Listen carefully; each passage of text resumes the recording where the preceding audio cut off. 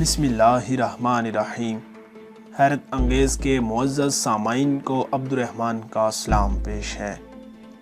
ناظرین اکرام، قرآن کریم میں حضرت آدم علیہ السلام اور اماں حوا کے دو بیٹوں کا ذکر کیا گیا ہے، جن میں سے قابیل نے رکابت میں اندھا ہو کر اپنے بھائی حابیل کو مار ڈالا تھا۔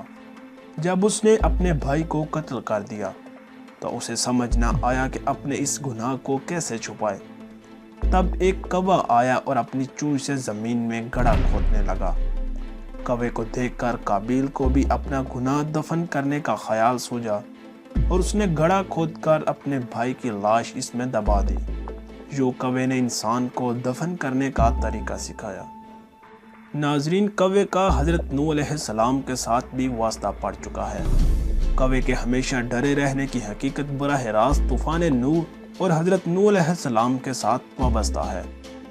حضرت نوح علیہ السلام کی کشتی طوفان کے تپیڑوں میں 6 ماہ تک چکر لگاتی رہی، یہاں تک کہ خانہ کعبہ کے پاس سے گزری اور کعبہ شریف کے ساتھ چکر لگائے، اور پھر اللہ پاک کے حکم سے یہ کشتی جودی پہاڑ پر ٹھہر گئی، جو عراق کے ایک شہر جزیرہ میں واقع ہے۔ حضرت نوح علیہ السلام نے روئے زمین کی خبر لانے کے لیے کسی کو بھیجنے کا ارادہ کیا تو سب سے پہلے مرغی نے اپنا ارادہ پیش کیا کہ میں زمین کی خبر لاؤں گی۔ حضرت نوح علیہ السلام نے مرغی کو پکڑ کر اس کے بازوں پر مہر لگا کر کہا، تو کبھی بھی لمبی اڑان نہ اڑ سکے گی اور میری امت تو اس سے فائدہ اٹھائے گی۔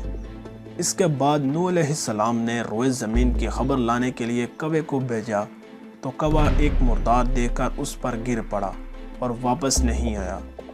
تو نوح علیہ السلام نے کوے پر لعنت فرما دی اور اس کے لیے یہ بد دعا فرما دی کہ وہ ہمیشہ خوف میں مبتلا رہے گا۔ بس نوح علیہ السلام کی اس بد دعا کی وجہ سے ہی کوا ہمیشہ ڈرا ہوا رہتا ہے۔ اور ناظرین، اسی کے ساتھ آج کے موضوع کا اختتام ہوتا ہے۔ اگر آپ کو یہ ویڈیو پسند آئی تو اس کو لائک اور شیئر کرنا مت بھولیے گا، اور اگر آپ اسی طرح کی مزید ویڈیو دیکھنا چاہتے ہیں تو ہمارے چینل کو سبسکرائب ضرور کیجیے۔ اللہ حافظ۔